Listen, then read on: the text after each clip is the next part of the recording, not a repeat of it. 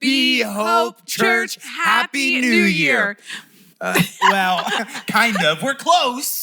It's like a couple days away, so I think it's close enough to say it. We're good. It's post-Christmas, almost New Year. Yep. I hope you've just been like vegging out on the couch for the last few days because obviously we have. If you can see our attire today, we have come ready to be comfy. Yes, as I feel like we should. It's a beautiful, probably chilly morning wherever you are. So we hope you guys are in your pajamas and just so excited to be joining us today because we've got a lot going on today, Molly. We do. We are going to celebrate everything that God has done in this past year. And we're going to talk about it as a team, as a group. And then we're going to hear just a message from Brad today. But we are so excited to dive into this past year because our mission at Be Hope Church is to be someone's first church. And so we have seen God accomplish that mission in crazy ways. We have seen so many people come through the doors and experience the hope and grace of Jesus. And it's been the best year ever, don't you think? Oh, I totally think so. And I feel like the way that we are kind of meeting that mission is it's like one of the small things that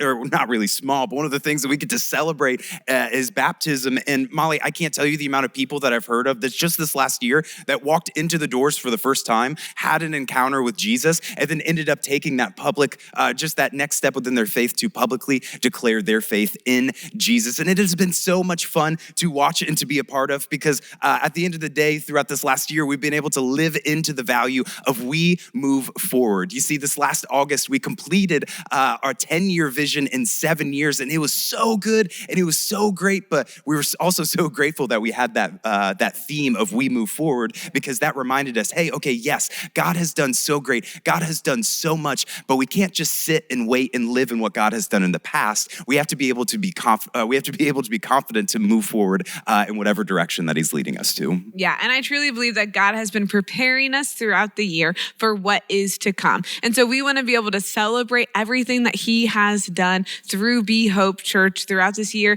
And then we're going to look forward on to what's to come. So I don't know if you guys have experienced this past year or not. Have you been here around? Have you been around this past year? I think so. Yeah. Wait, let's rephrase the question. Is there another place that you've been to more than this place in the last year? Absolutely not. Not for me. me. Okay, good answer. No. Maybe my house. I don't know. I like your guys' jammies today. You guys chose well, so. I think Robbie's is my favorite because it has all the lights on it and everything. I appreciate that. Yeah. That's also kind of cheating at the same time, but we're just going to let it go for now. I'm a little bit confused as to Ty's shirt, though. Do you sleep in a shirt with Brad's face on it? Every night. Oh. That's so weird. All right. Red flag. Okay. Well, let's probably get back on track a little bit real quick. And we just, Sheila, I want to start with you. Just like as you've looked over this last year, what's been like some of your favorite parts about it?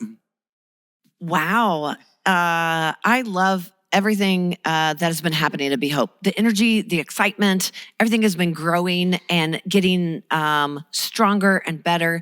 It's been amazing to see people inviting their friends. I feel like again and again, people are bringing their friends and their family. And we have just seen how all of our services have grown and how people are engaged. And my favorite part is when people come in and go, there's just something different about Be Hope. Like there's something more. And that's my favorite part, to hear those stories again and again. Yeah, we call that the Holy Spirit. So Boom. That's pretty good. Me too. Yeah, That was good. That was quick. I would say in addition to that, like the invitation piece, we always say it every week, one invite will change a life. But what I appreciate about our church is we set out these invitation cards nearly every series. And pretty much after the announcement, like every last card is gone. And I'm just grateful that we have a church that is bold and courageous. Yeah, and my favorite part about that, it's not just on Sundays, like on Wednesday nights, if there's any like invite cards left over, like I will see students walk out with like a dozen and I'll like question them. I'll be like, okay, like if you're not gonna actually use it, right, don't take them. And they're like, well, no, I'm gonna invite my teachers and this person and my friends and all this. And I'm like, actually, here's another 12. Go and invite everybody that you ever met before. I think that's been one of the most exciting parts is that students and kids invite their teachers, invite their friends. And like, hey, I want this to give to my classmates, especially when we've had like best weekend ever or a baptism, like it's just made a difference. And we've seen so many people come because of that. Yeah, they're like more valuable than Pokemon cards at the school. So it's pretty awesome. It's pretty awesome. It's pretty awesome. That's fair. And I think that we have this value that's just a part of who we are, that we value the invite. And we also see that online because we say sharing is caring. And we always say it's the easiest way to invite your friends to church, because sometimes I it's really kind of do think awkward. it is too. Yeah, Like, that's true. And so have you seen that, Sydney, just that impact of online?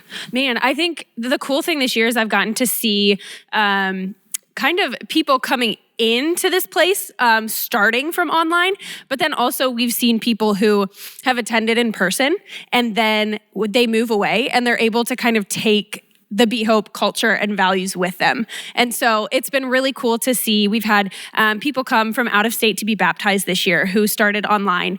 And then we've also, again, seen people who were here, attended in person, and moved cross country, and then were able to invite friends from the new state that they lived in to watch online. And so just getting to watch people experience the hope of Jesus for the first time is so cool. And getting to watch them take steps of faith and inviting their friends into that with them has just been, it's been the absolute best this year. It's been a good year. yeah, there's this really cool part where actually this last summer, for the first time, I joined online on vacation during a baptism service. And like, when I tell you, like, that was the first time I had truly experienced like online baptisms before. And it was one of those things where it's like, I was on the back porch of our Airbnb, like jumping and screaming. And like, I was so pumped up and I wasn't even there. That just speaks to the power of the online platform that we have too. Yeah, it's the best. Having that camera like right in the front at baptisms is just, man, yeah, it's the best. You get the best shots there too. That's true.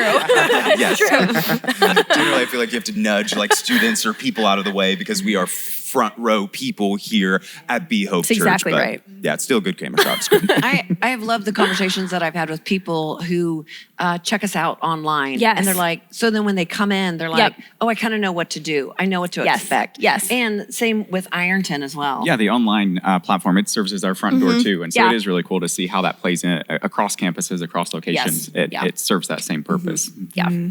Yeah, because you have people who serve in Ironton on the online campus too, as Yes, well. that's correct. Which is great. Yeah. Which I love so much. And so we're going to continue this theme of just being a front door for people, where people feel comfortable to take that first step to come into the doors for the very first time and feel comfortable and feel like they belong. And we've seen that with our first time guest numbers throughout the whole year, that that number has just really skyrocketed. And so Ty, I don't know if you have any thoughts on first time guests and just how you've seen that impact your ministry. Yeah, well, it's affected me and my family personally because this football season we got really close with multiple families, but there was one family in particular that we had been close to for a long time, and we had thrown out the invite here and there. But this time around, it kind of just stuck, and we were like, hey, like we were sitting at football practice, and we were like, hey, let's just give it a try. So they came. It was the weekend after Best Weekend Ever, and they have not missed a week since then. And one of the cool things was that we say every service is just give us 3 times, give us 3 visits. And they were like, well, we have to give it 3 visits. But that first visit, they were like, we know this is where we need to be. And it's just been cool to watch their whole family kind of transform. And the mom, Whitney, she got baptized. My wife was able to baptize her. But one of the cool things was, they're involved in sports, like many other families are. And their youngest son, who is completely new to the church, they are a first church family. He was invited to a wrestling camp, and he was like, I'm either going to be late or I'm not going to go because I got to get right with God first. And he's 10 years old. So it's just been so cool to have a front row seat at close friends changing their lives because of God and their relationship with him. So it's been so cool. Yeah, exactly. I love how you mentioned that part of like, hey, we ask you guys every single week to give us 3 weeks. And that's just a perfect example why. And at the end of the day, it's not just because, hey, we want you to be here and we want our numbers to grow and we want all that stuff. It's because I feel like we truly do believe that if we continue to show up, even if we're uncertain, even if we don't know what that next step is, like that is literally a step of faith to just keep showing up at the same time. Yeah. And you talk about their whole family unit attending and how, as a family, this is changing their life to have God at the center of their family. And we value the fact that this church is for families. It's for single people. It's for everyone. And we get to see that throughout all of our age level ministries. And we get to serve with students every Wednesday night. And we are biased and we think it's the best, actually. Because it is the best, just so we're clear. And Kelly serves with students in Ironton, and she has an incredible group of students down there and Hope team members who are serving alongside.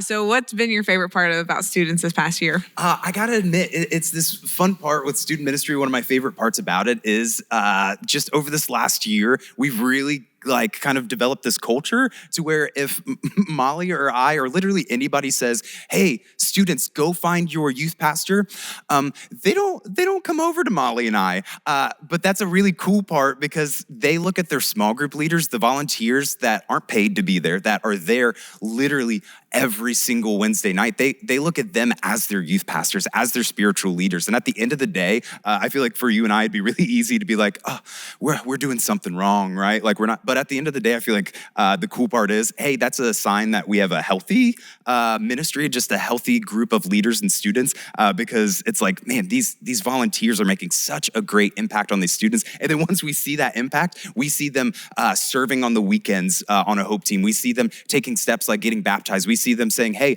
I want to go through Hope Discovered, and then I want to find a classmate or I want to find somebody else who I can then take through Hope Discovered. And so it's just really, really cool just to see the way that we can step back or maybe even not be there for a night. And the students and all the Hope team members, they don't even flinch. And God is still moving throughout the whole process. Yeah. And I think of one of our students named Cooper who has always had a faith, but he just recently started coming to Be Hope this past year. And his faith has transformed. And we have seen his faith grow in these crazy ways where he actually had an encounter with the Holy Spirit during an anointing service.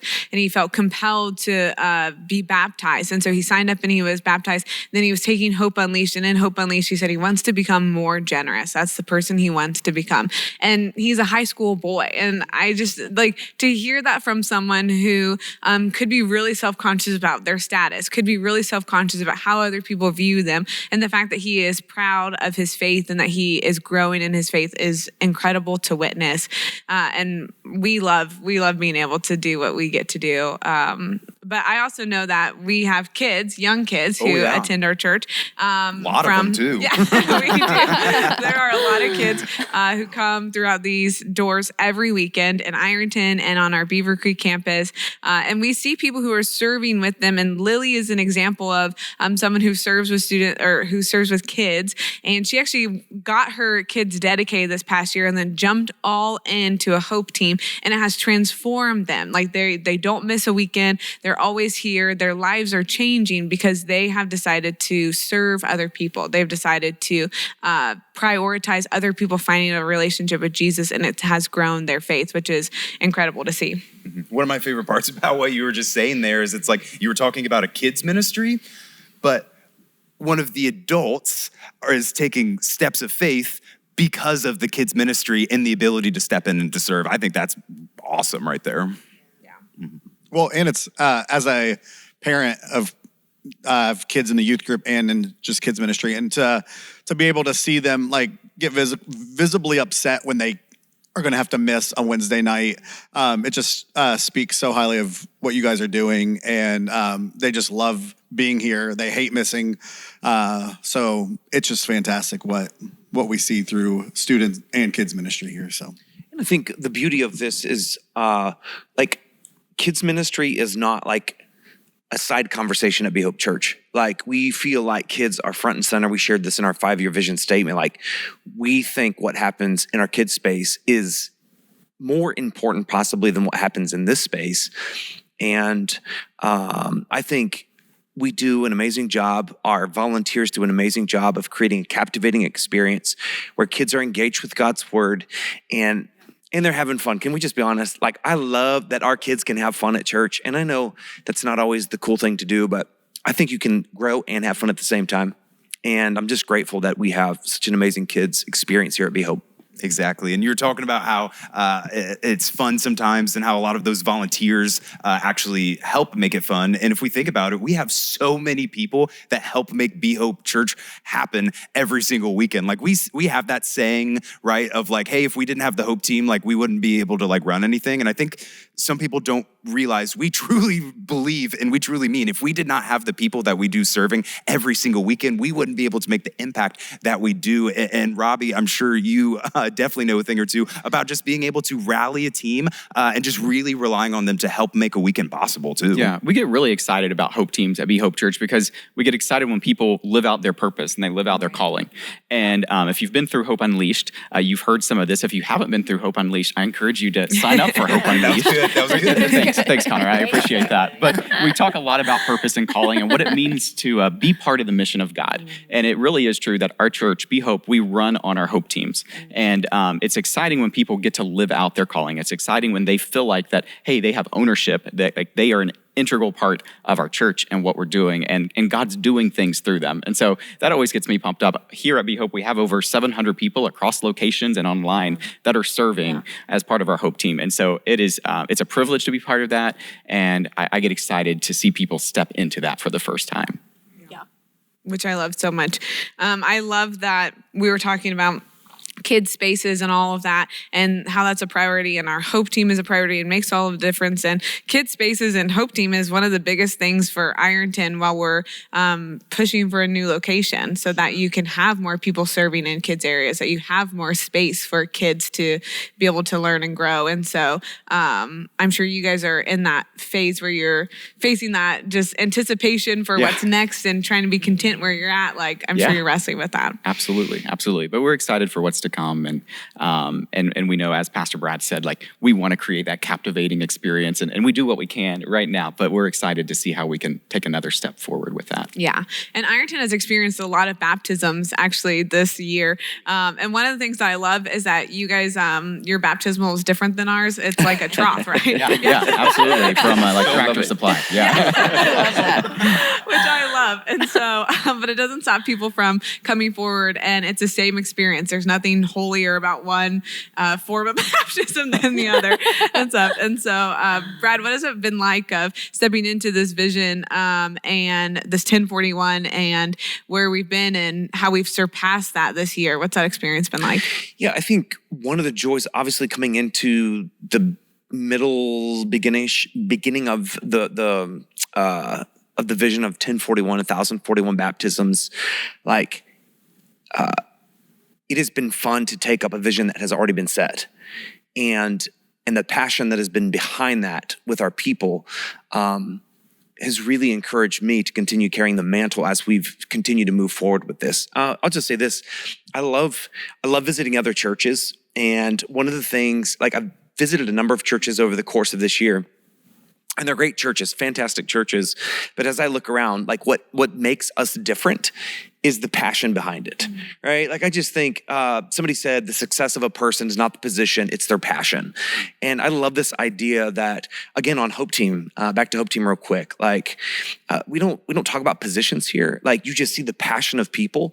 And as we started growing closer to the 1041, like you just sense it and feel it. I have friends say, like you just feel the Spirit of God every weekend and you sense revival is happening. Like we don't need to call it revival for it to be revival. And so coming into this year, I think we had like in August, we're like, we don't know when we're gonna reach the 1041. And so we're like, let's just put a series together and let's just see what happens. And I think we needed well over 50 baptisms going into the month of August to reach this 10-year vision. And so we just did baptisms every week. And it was amazing. Every week it was like, who's going to get baptized now? We had 20 some the week before. And then there's 20 more. And then there's, 7 or 8. And every single weekend, it was like, what a powerful move of God. And I think, obviously, I have to just say one of my favorite stories is, how do you say the 1040? Is it one person? First? The 41st? I like that. No, I like 41st. 41. One person. I love Melody's story. She was the 1041, and her testimony is so simple. It's I want to follow Jesus. And I think she's in 5th grade. And I was thinking about her story. Like you would think 1041, you're like, sometimes we say that was a really cool story. And usually it's like something being restored out of a broken marriage, or somebody's life being changed after addiction, or somebody coming out of prison and finding the hope of Jesus in their life. Like those are really cool stories. But as I was thinking about hers, we could easily sit there and say, that's kind of a normal story. But I was thinking about her decision in 5th grade to make Jesus the center of her life allows her greater time in her life to live into God's purpose than to make serious mistakes in her life, causing her time that she could have been giving to the kingdom. And so I love that moving forward, she's just said, for the rest of my life, I want to follow Jesus. And I think the harvest, I think the reward, I think the returns that she will see will be far greater in her life than maybe what I've even experienced in my own life. Because I've been down that path. I've screwed things up, messed things up. It took me forever to get right with Jesus. And I look back thinking, man, I didn't waste time, but it's like, what could I have done in the 10, 15 years I'd not had it right with him?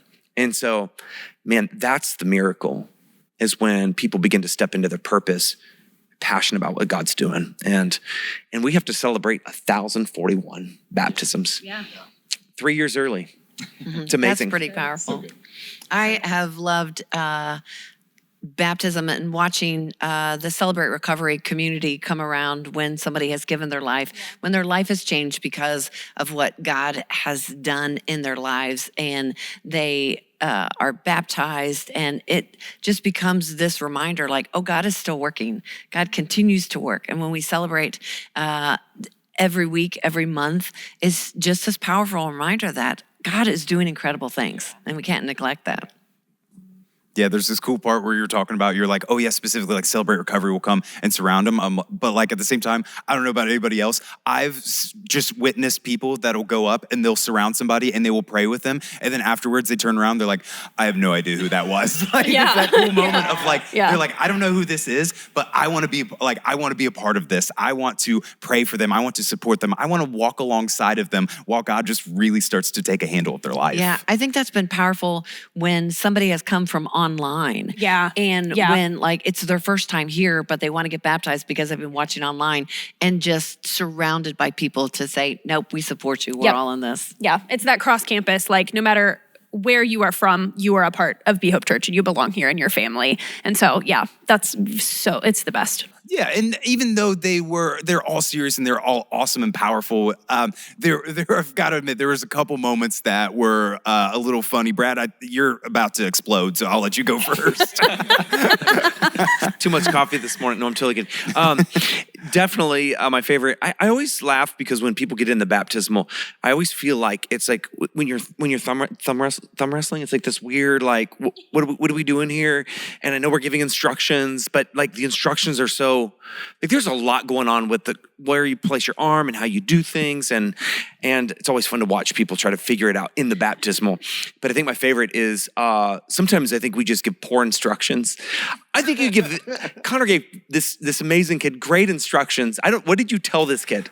I told him to plug his nose. I think we have a picture or maybe even a video of this, but he literally plugged his nose, and it was the best.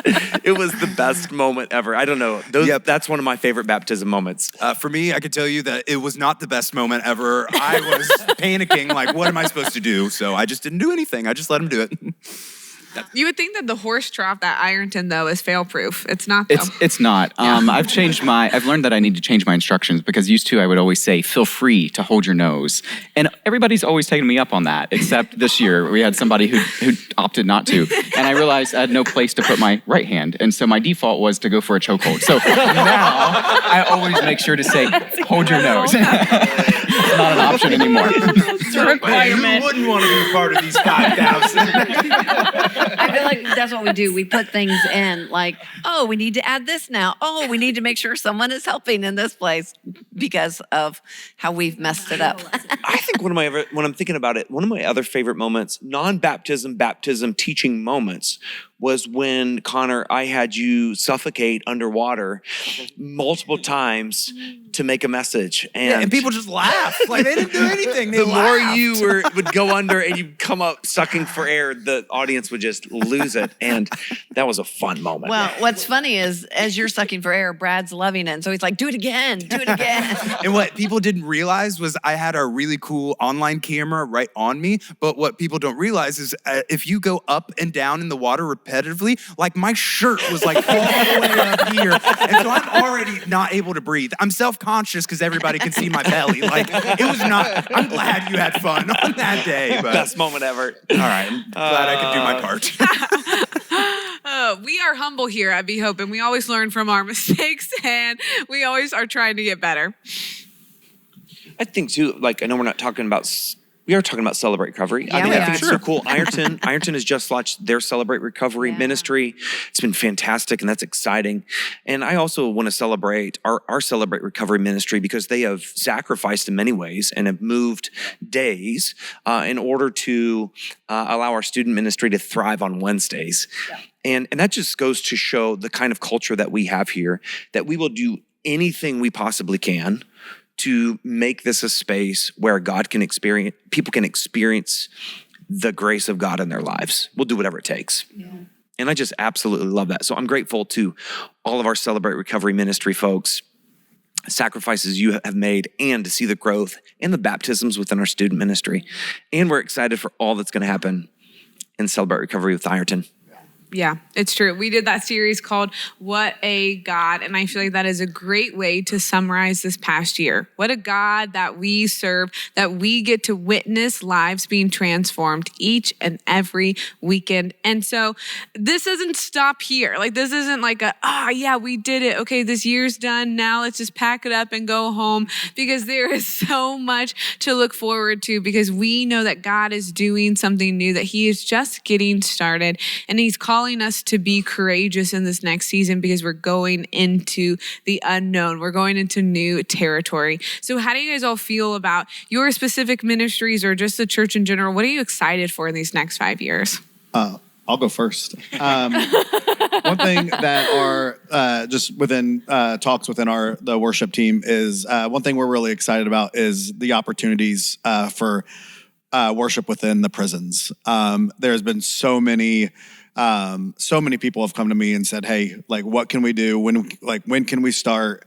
So to see our team rally around that idea has really been a fun thing to watch. So I would say for us right now, that's really something that we're looking forward to. Yeah, I'm really excited. Also thinking about new campuses, physical campuses.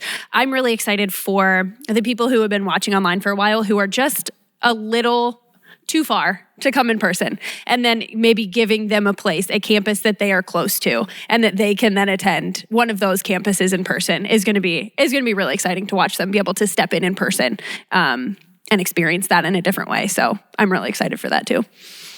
Yeah. I'm excited to see Celebrate Recovery continue to take off at our Ironton campus as well. I'm thankful for KD, who volunteers to lead up that ministry, and it's really in its infancy stages right now. We've seen great partnerships with a local recovery in town called the Phoenix Center. So shout out to the Phoenix Center ladies. We're grateful to have you guys as part of Be Hope Church, and it's just been really cool to see them step into Celebrate Recovery fully. So we're excited about the future of that. We're excited about really creating some captivating space for our kids and for our students in the future, and just really becoming, allowing our Ironton campus to become its full potential on serving families well, and allowing our spaces to be a tool for ministry in our community. Yeah.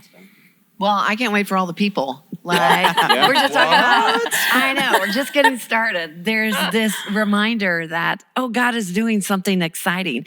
And there's this excitement that people are like, hey, we did 1041, but that we're just getting started. There's so much more. And so more and more people are going to be affected by somebody inviting them, by coming in, by watching online, by stepping in. And so I'm just excited for all the people to show up and be here. It's going to be the best. That's So good. fun. As I think specifically about student ministry, one of the things I think of is the fact I feel like our student ministry, we can fit into each of the one of the 5 L's, whether that's, if you think about a new campus, it's like, okay, we need to have leaders who are ready to go start a vibrant and fun and just exciting youth ministry at these new campuses. And just throughout that, like Brad was talking about a little bit earlier of like, hey, our students and our kids, they're not the church of the future, they're the church of right now. And so when it comes to that 5,000 lives and those 5,000 baptisms, like I fully expect students to be a big part of that number as well. Yeah, and I agree. And who we are as a church is because of you. It's because of you showing up. It's because of you sharing your stories and telling us how God is moving in your life. And we're so grateful to be able to hear that and celebrate that. And we're actually going to transition now to a video of the stories that we have been able to celebrate in this past year because of what God has done in your lives. My son, Colson, was born the summer of 2019. He was a happy, healthy baby. He's still one of the best parts of our life. It wasn't until he was about a year where we started to kind of get the idea that maybe verbally he was a little bit behind, but the idea that I just really wanted to hear, "I love you, Mom." It was just this discouragement, and it's obviously what we were doing was not helping. God had been moving. Like, I had been expectant in my faith, and yet I wasn't seeing the ways God had moved in his life and the things that I had been praying for. I love you. I love you. God, when I was baptized, I was at the end of my rope. I knew something had to happen. I went so long running, I was ready to run to baptism. God, you have allowed me to see that I do have worth. I can be anything that I want to be, but I can't do it on my own, that it's you to guide my steps. I just lived under the pressure of seeing others successful at the expense of my own health and mental health and the mental health and health of my family, until I realized that it is a daily sacrifice, that it is transitioning everything over to God.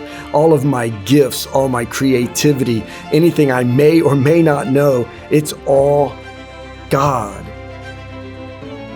God, you've changed my life through your love. I'm so grateful you encouraged me and led me to baptism. When I lost my mom, she ensured me you'd always be here even whenever she wasn't able to be.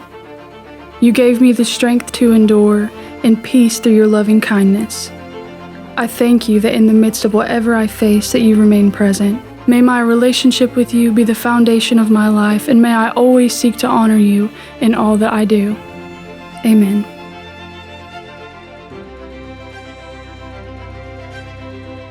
I remember in my faith walk, when I first started as a new Christian, going to multiple churches and how uncomfortable it felt and almost angry. I mean, I remember being in the audience angry when I felt that the pastor and the church cared more about the donation that I was going to give than who I was as a person.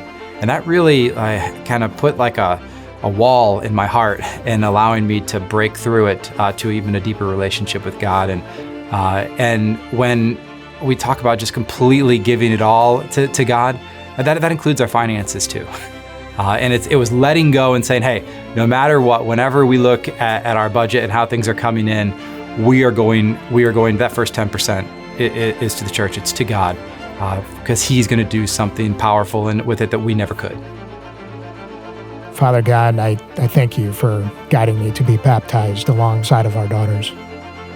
It was such a special experience to be baptized myself and then remain in the water to baptize each of my girls.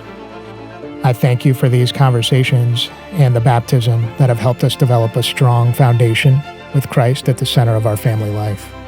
My hope is that everyone that comes through the doors of Be Hope realizes the power in building a relationship with you. Your love can truly make all things possible.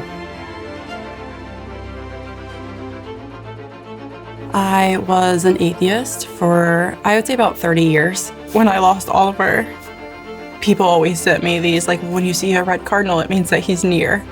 And that never meant anything to me. And then over the last, 6 to 8 months, you always have this, like, okay, God, where are you? And when we got home, on my porch, there was this little red cardinal. That was the moment, the first moment where I'm like, okay, you hear me, and I hear you. And instead of doing this alone, we're gonna do it together. She puts her hands on my face and she goes, Steck, I think you had a stroke. So I had to change my focus about me, and I can do this and I can do that. There was something about when I turned my perspective to faith, everything got so much better. Knowing that God is here and God is going to help me get through this, like, I had so much more confidence. And every day I thrive, not only to make myself better, but also to make my faith stronger, that as long as God is here, we will get through it. I realized I was very similar to Emma in that moment, that I was a child of God. He was holding me. And February of 2016, she took her last chemo. 5 years out, she is considered cured. And now he's got her, and his plan for her is perfect, so much more perfect than what I would want for her. Man, how amazing was that? It was the best, actually. It was the best. It was the best. We're so grateful for you. We're so grateful for the fact that you shared your stories with us throughout this year. We're so grateful that you are watching with us right now. But I think it's time for us to all kind of leave. Brad said he had a long speech to give after this. Who knows how long it'll be, but that it's just feels going to be good is what we know. Yeah. So we're not done yet. You're not done yet, but we're done. So we're going to get out of here. We hope that you have a great new year, and we'll see you back here in January. Hey, Be Hope Church, I hope you had an amazing Christmas with your family and your friends. I know you are still sitting around in your pajamas, and the rest of the crew, they took off to go take a nap in their pajamas. I, on the other hand, have to continue to work here, but we're glad that you're joining us online this weekend, preparing for the new year. I hope you have an amazing new year as you step into 2025. And I really want to just take a few minutes to talk about where we're headed in the future.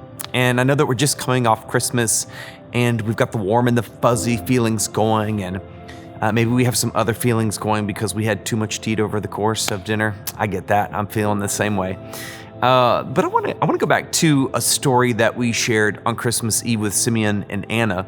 And I really didn't have a lot of time to talk about Anna's story, but I want to just highlight a couple things real quick. If you go back to Luke chapter 2, verse 36, it says this: "There was also a prophet Anna, the daughter of Penuel, the tribe of Asher, and she was very old.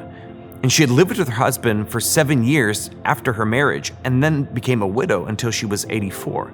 She never left the temple, but worshiped night and day, fasting and praying." I was reading her story, and I was thinking about two things. One, the Bible really doesn't say how old she was when she became a widow, but we just know that she lived a long life as a widow until the age of 84. But it also mentions that as a widow, she went to the temple every day where she prayed, she fasted, and she worshiped God every night. And two things stuck out to me. The first one is this, is that as I think about her life as a widow, there is a pain to her life. There is an ache to her life. I'm sure she misses her husband. And I find it interesting that even in her pain and suffering, she still finds herself in the presence of God. And I just want to make this connection with you because I know some of you are coming off the holidays and you've lost loved ones, you've lost family, you lost spouses this year, you've lost people who are extremely close to you. And I know this is an easy connection, but I need you to see that in your suffering and pain, what I believe Anna is showing us is that God is always present with us in that. as we've been saying in 2025, preparing for this, that God is with you wherever you go.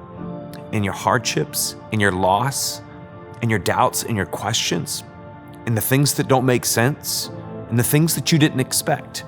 God is with you wherever you go. And so if you are feeling an ache, a pain like Anna feels in this moment, I truly believe that she is exemplifying for us that God is present with us in that moment. But more importantly, there's something else that is taking place within this text that I think we should highlight. That even in her pain, she is still passionate about God. I don't know what you think about when you think about the temple, but to me, worshiping every night, fasting and praying, I do those things for maybe an hour on a weekend or an hour in the morning. But to do that every day, every night, until you died at the age of 84, that seems like you should be pretty passionate about what you're doing. And I find it interesting that in the Latin, the word suffering or pain is also translated passion. And the connection I want to make today is that we naturally understand the things that we are passionate about are often the things that we are willing to feel the most pain for. The things that we suffer in, the things that we sacrifice for, are the things that we're most excited about and passionate about. Let me give you an example. Maybe you're in high school, or you can think back to when you're in high school and you had absolutely no money whatsoever, and yet you wanted to buy them a special Christmas gift, the person you were dating. You probably sacrificed, suffered, and painfully spent every last penny you had on a gift because you were passionate about your relationship. Parents, your schedules, your calendars are packed to the gills, like you are exhausted. You are willing to sacrifice your energy because you care about your kids. If you've ever had a car that you desperately wanted, how many of you have made this deal? You're like, I won't go out to eat, I won't drink coffee, I'll pretty much sell my kids off, I'll do whatever I can to, I'm totally joking about that. I'll do whatever I can to make sure I can get this car that I'm passionate about, something that I love and enjoy. And I really want to challenge you in this next year. I know this is not a message that we all want to hear, but what would it look like for you in this next year to sacrifice, maybe to experience a little bit of pain in your life for the thing that you are passionate about, and not just what you're passionate about, but what God is passionate about.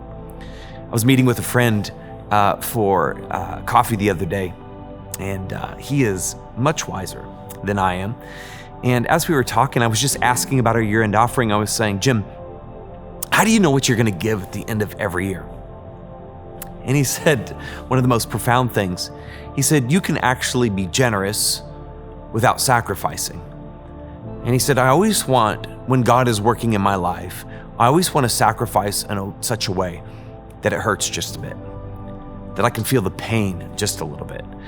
And I got to tell you, church, as I was praying about what we were going to give at the end of the year, maybe like you and maybe like others, like the reality is you've got bills to pay, you've got things that you need to, you just have so many things that you're paying for that are coming up. And I found it interesting that as he said that, I don't know that I was necessarily going to feel the pain of what I wanted to give. And in that moment, I felt God clearly say to me, no, if you are truly passionate about this mission, if you're truly passionate about this church, if you're passionate about the vision that God has given, maybe you should feel the pain.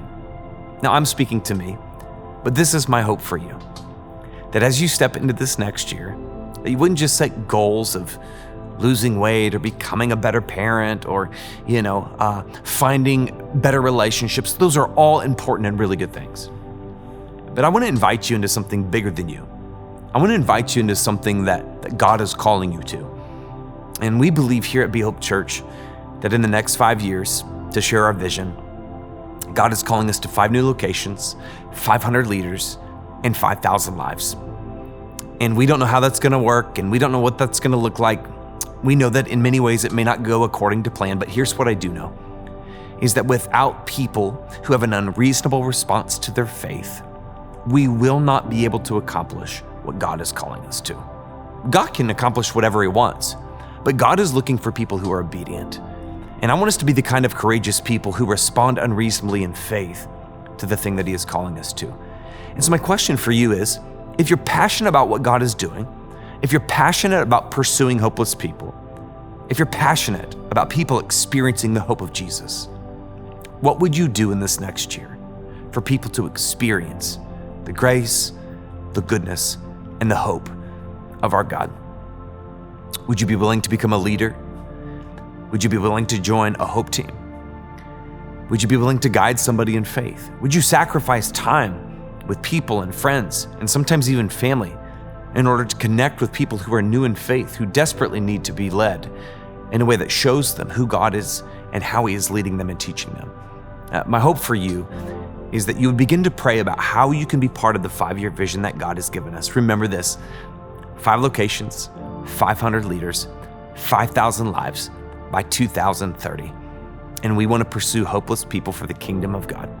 And as we step into this year, be courageous. Don't be afraid. Don't be discouraged, because God is with us in our pain, in our suffering, but in also the things we're passionate about. I hope you have a happy new year, and I can't wait to see you next Sunday.